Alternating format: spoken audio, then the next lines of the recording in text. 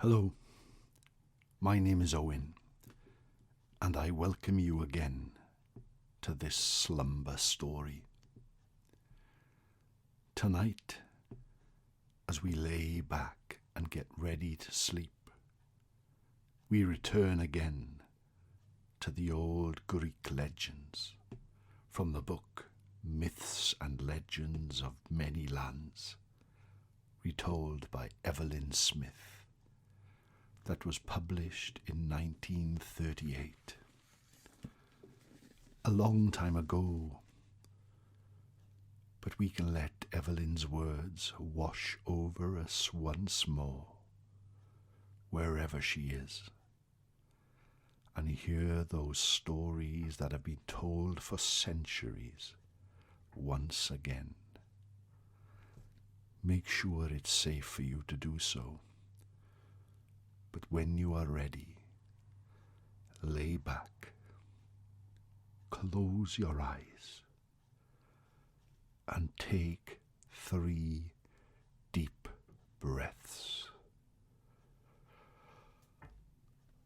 1, 2, and 3. And free your mind from all your worries and just listen to the words of the story. No star, my friend. Enjoy.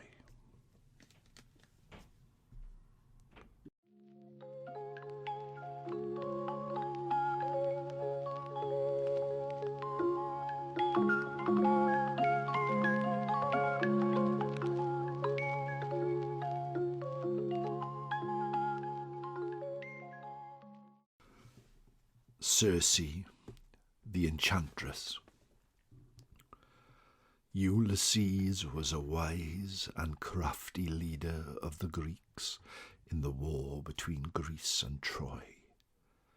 When at last the city of Troy fell and the war was over, he set sail for his own kingdom of Ithaca. But he was destined to long wanderings and strange and terrible adventures before he reached home.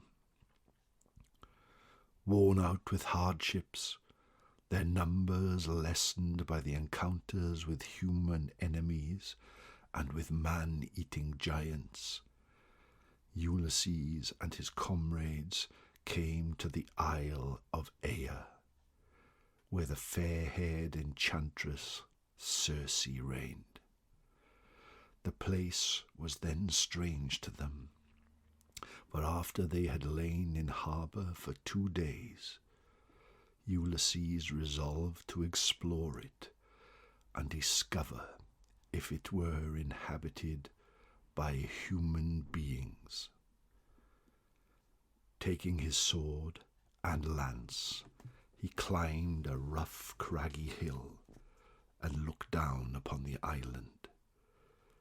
He saw smoke rise from a thick grove and guessed that a house was hidden among the trees.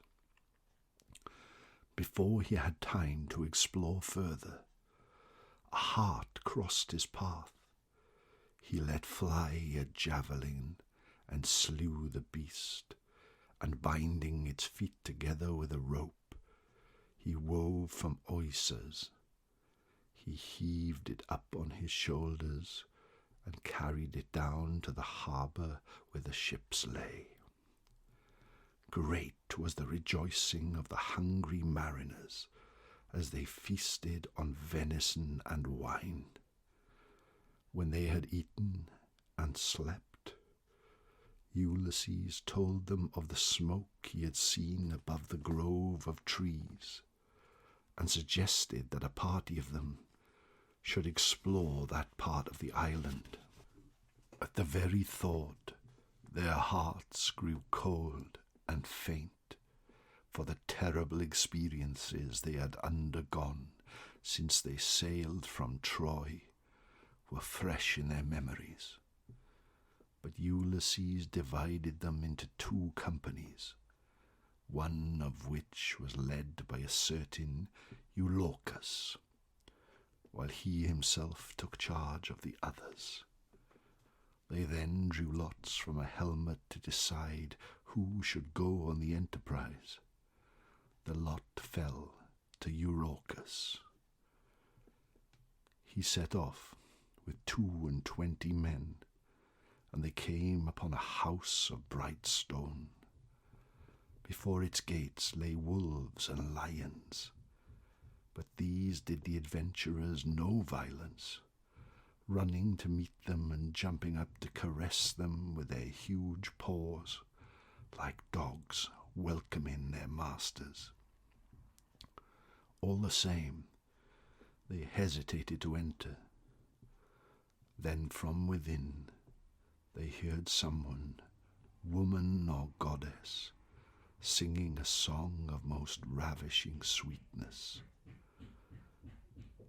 The sound encouraged them to knock and call, and immediately the beautiful fair-haired Circe opened the shining gates of the house and bade them come in and rest and eat.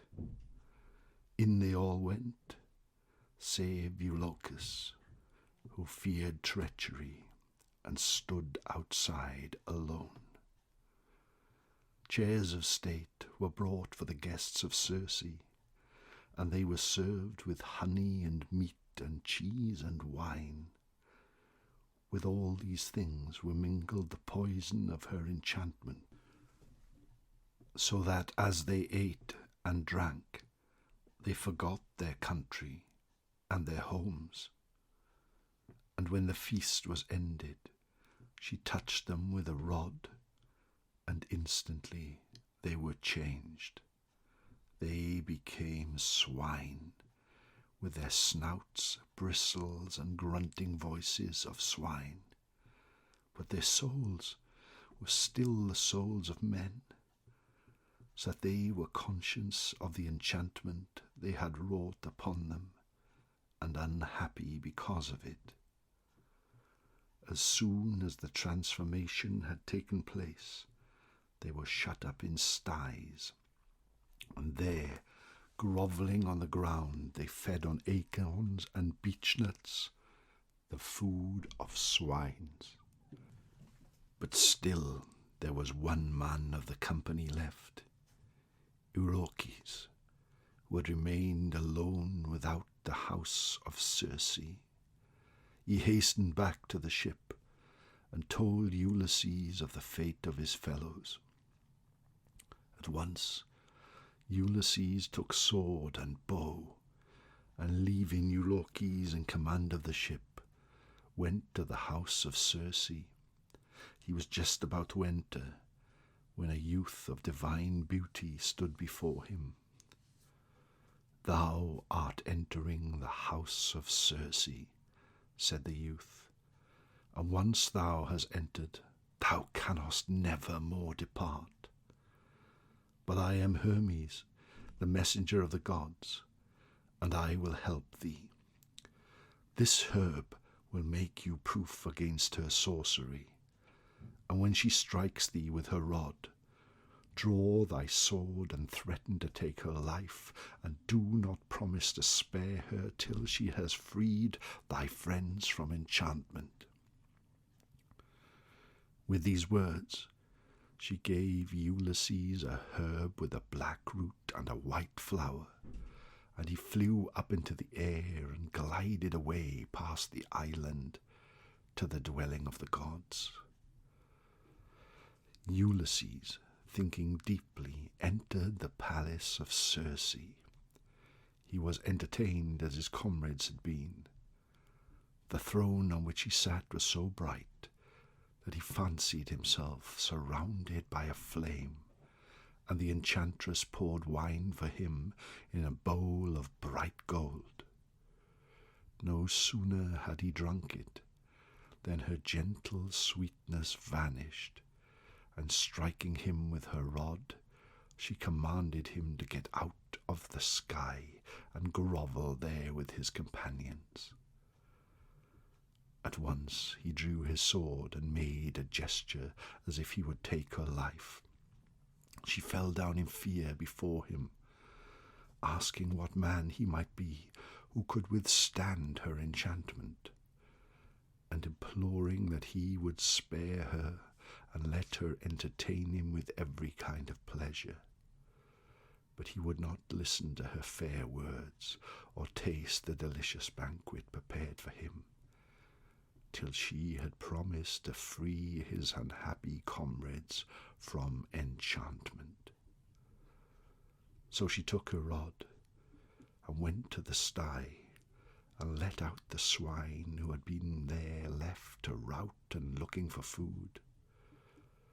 But when the spell was taken from them, they appeared younger, taller, handsomer men than they had been before, and even Circe was moved to see their joy in welcoming their leader and king, who had delivered them from the terrible spell that she had cast upon them.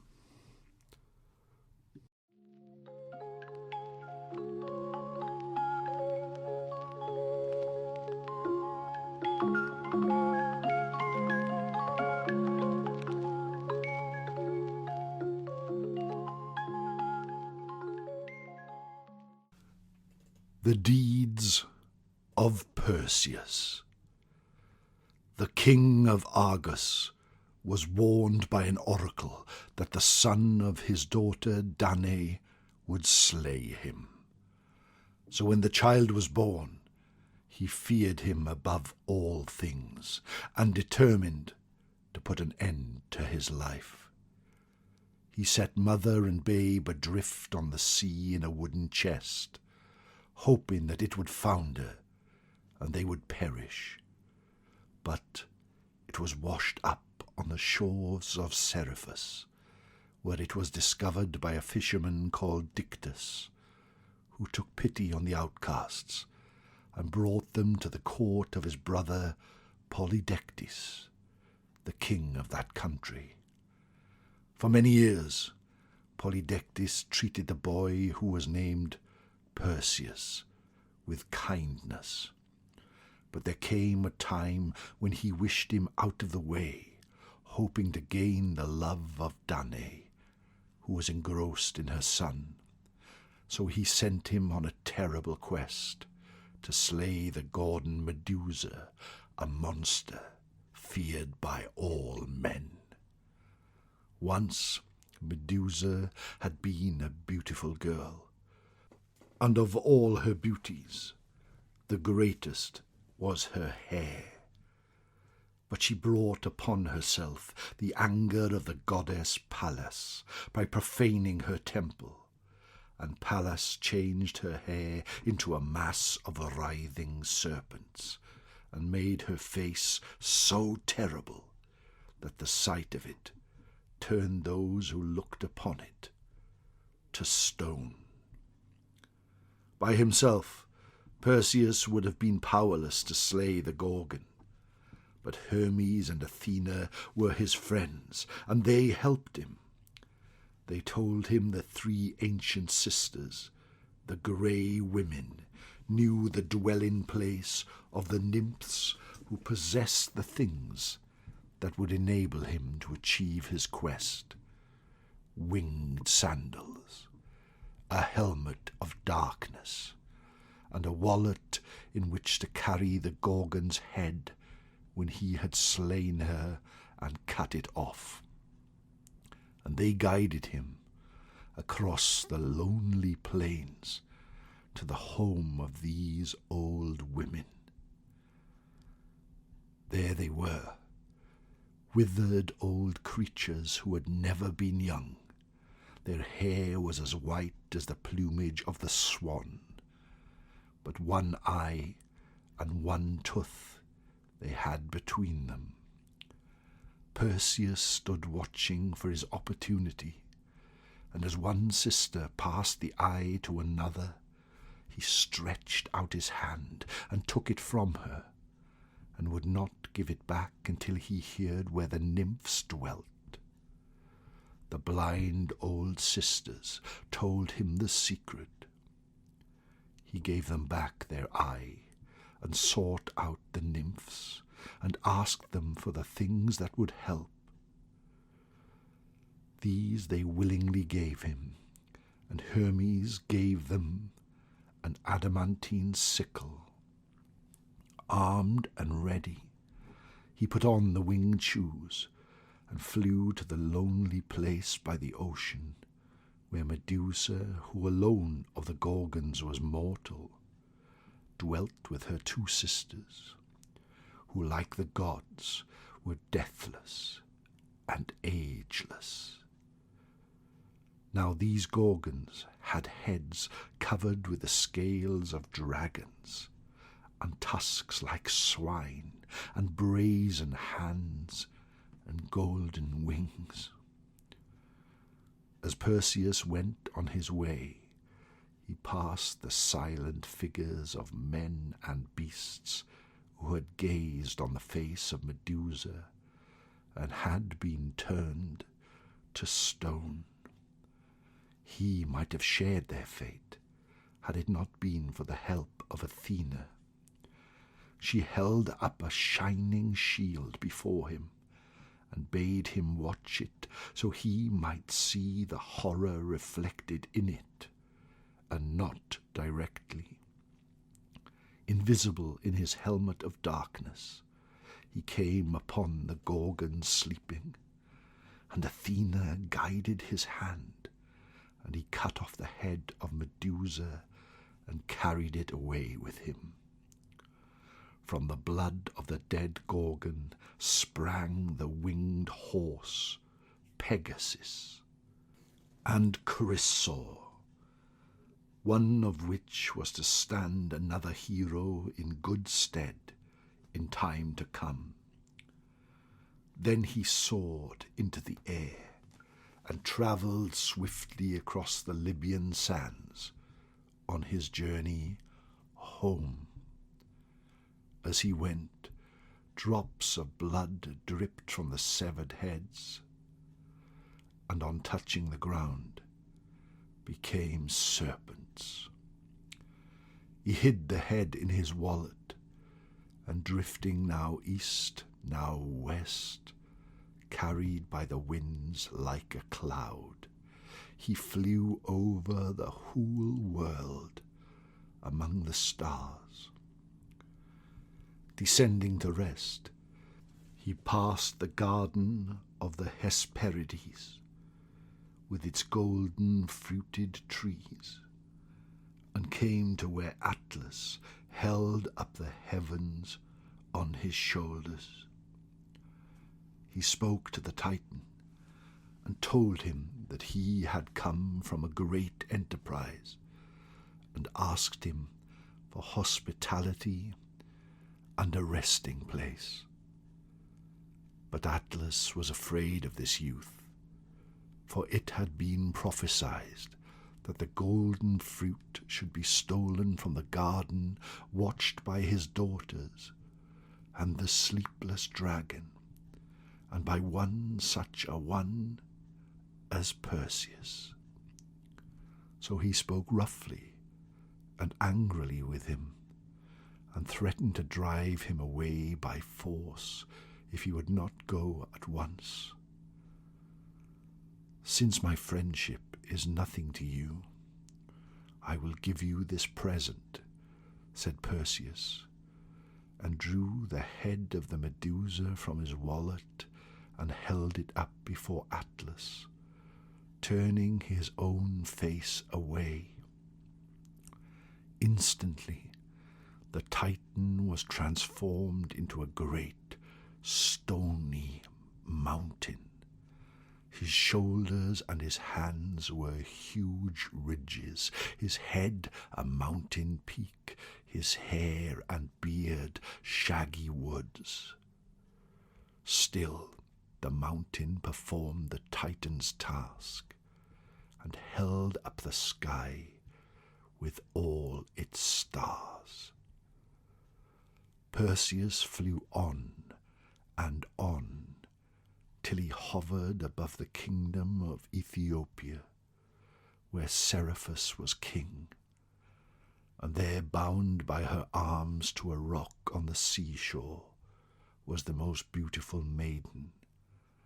So perfect was her form that he would have thought her cut from marble, had not the tears running down her cheeks shown her to be a living thing.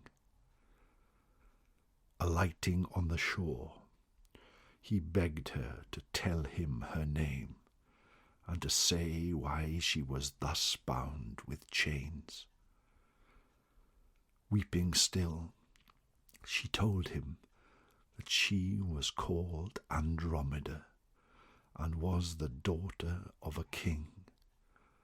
Her mother, proud of her beauty, had declared that she was lovelier than the Nereids. Angry at such a presumption, they demanded vengeance from their father, the god of the sea, and he had sent a great sea beast to devour the people of that country. In despair, the king consulted an oracle of the gods, and learned that, to avert this disaster, Andromeda, whose beauty was the cause of her mother's boasting, must be given to the monster. Before Andromeda had finished telling her story, the waves roared, and a huge and terrible creature was seen raising its head from the ocean.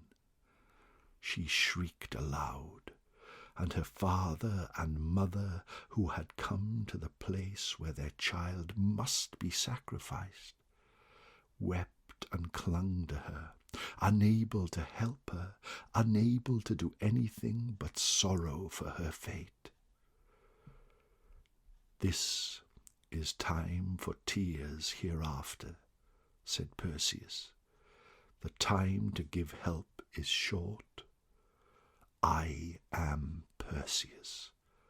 I have slain the Gorgon with her snaky locks. I have dared to move through the air on wings. I will free Andromeda, if she may be mine when she is freed." Her parents eagerly agreed to this, and promised the kingdom as her dowry. Then Perseus waited, watching the monster. On it came, dashing the waves aside, as a great ship dashes them from its prow.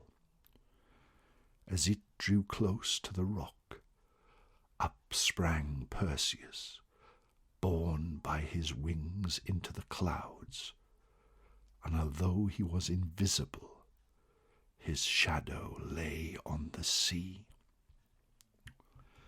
The monster plunged in furious anger upon the shadow, and instantly, like an eagle seizing the back of a serpent, Perseus swooped down upon it and thrust his sword up to the hilt into its right shoulder. It roared in agony and wheeled about, trying to seize him in its jaws, while he, darting here and there on his wings, wounded it again and again.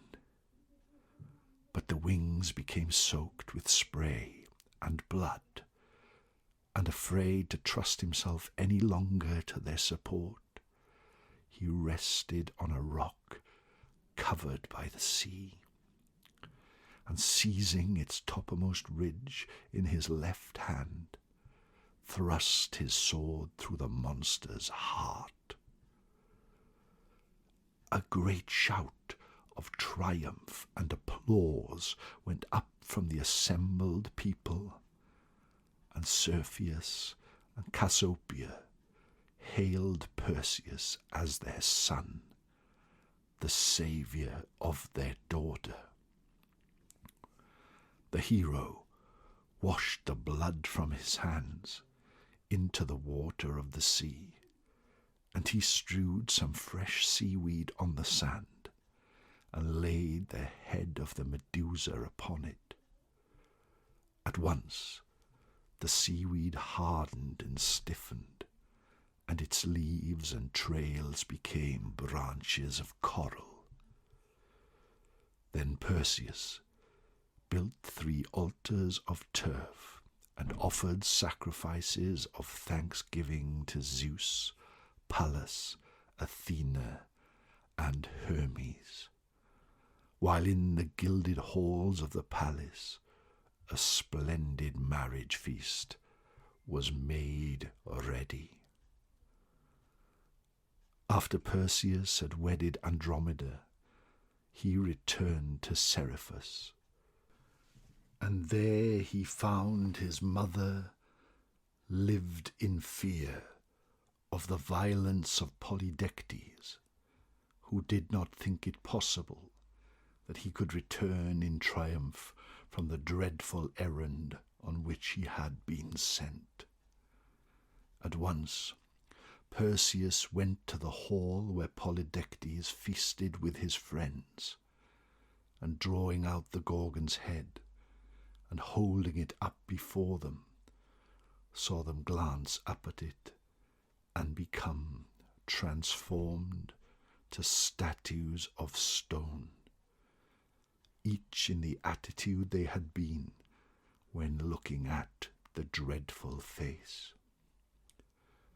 He then made Dictys king of Seriphus, and gave back the winged shoes and the helmet of darkness to Hermes, who promised to carry them back to the nymphs.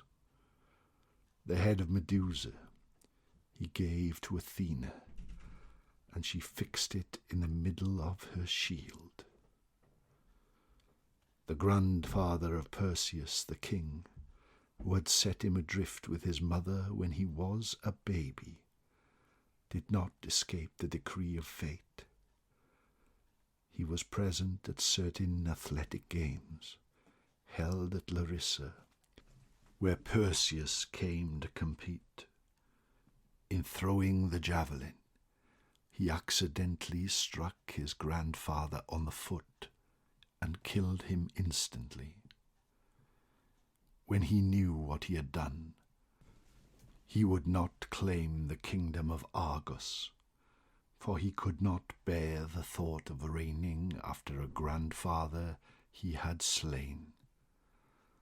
So he surrendered it to the king of tyrants and received his kingdom in its stead.